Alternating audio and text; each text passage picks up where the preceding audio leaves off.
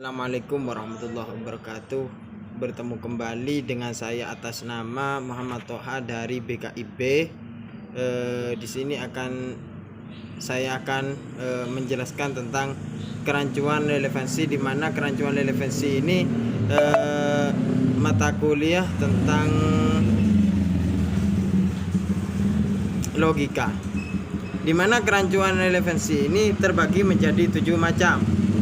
7 pernyataan. Yang pertama,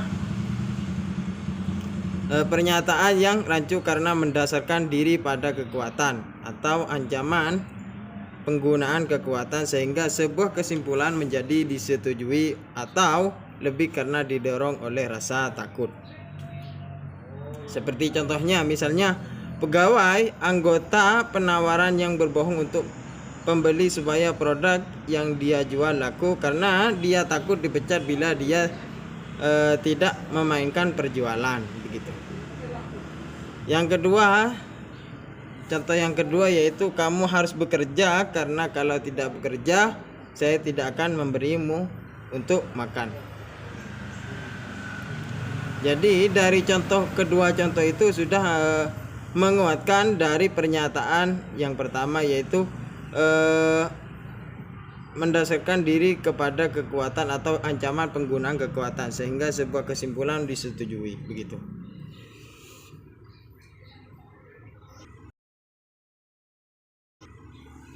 Untuk selanjutnya yaitu argumen yang kedua, di mana pernyataannya yaitu pernyataan yang rancu karena lebih diarahkan pada pribadi orangnya daripada argumen yang dikemukakannya.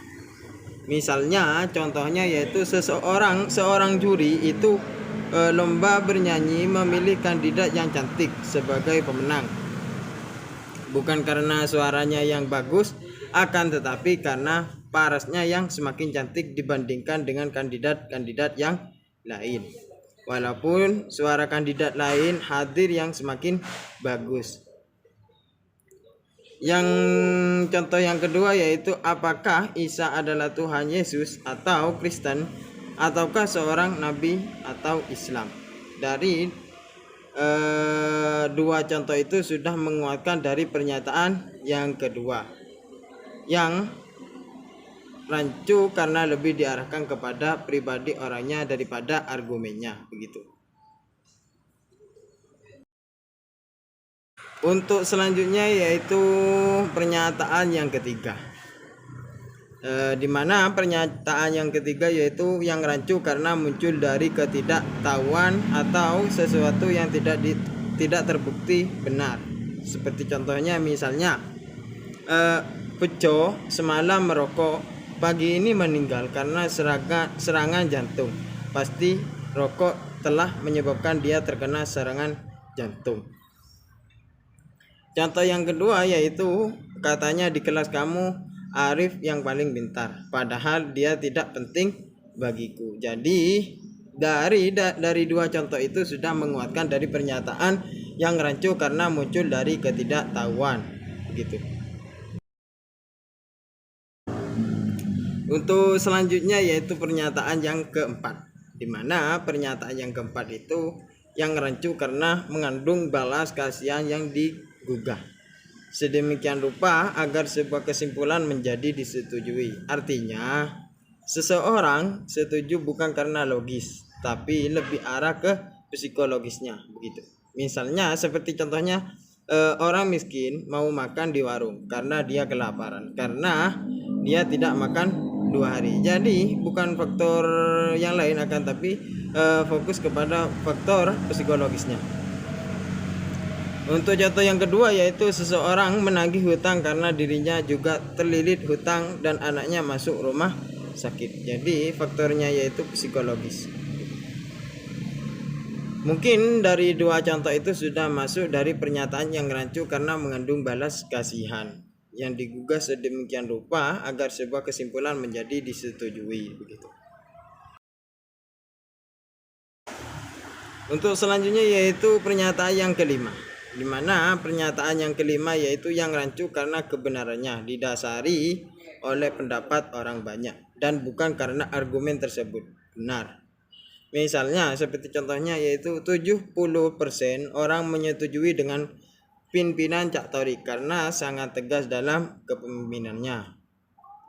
Jadi dari contoh itu sudah menguatkan dari pernyataan yang rancu karena kebenaran didasari oleh banyaknya pendapat atau banyaknya argumen.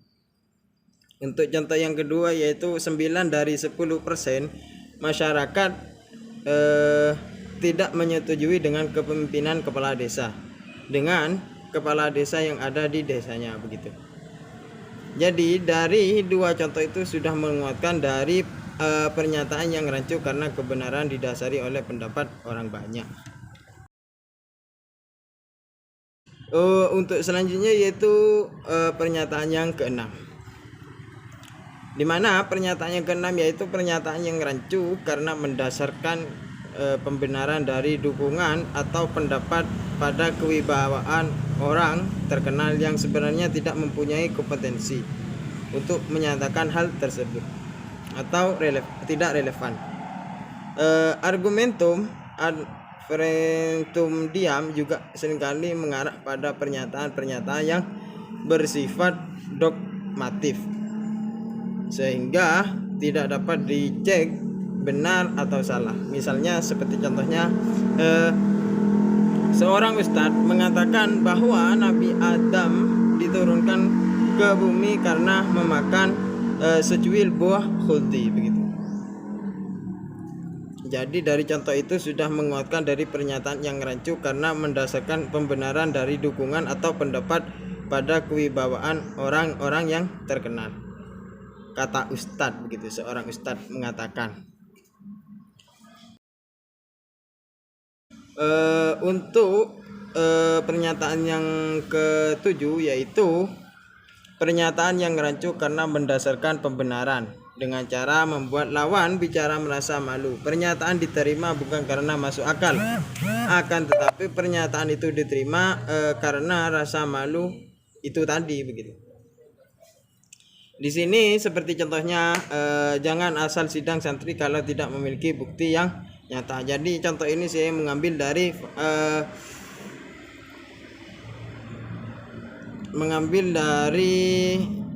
contoh dari pondok pesantren gitu. Contoh yang kedua yaitu jangan meremehkan seseorang mahasiswa jika kamu masih belum mengalaminya. Jadi dua contoh itu sudah menguatkan dari pernyataan yang rancu karena mendasarkan pembenaran dengan cara membuat lawan bicara merasa malu begitu. Mungkin cukup itu dari saya, kurang lebihnya mohon maaf. Mungkin ada sedikit atau banyak kekurangan, kami mohon maaf yang sebesar-besarnya. Wallahul muwaffiq ila aqwamit thoriq. Wassalamualaikum warahmatullahi wabarakatuh.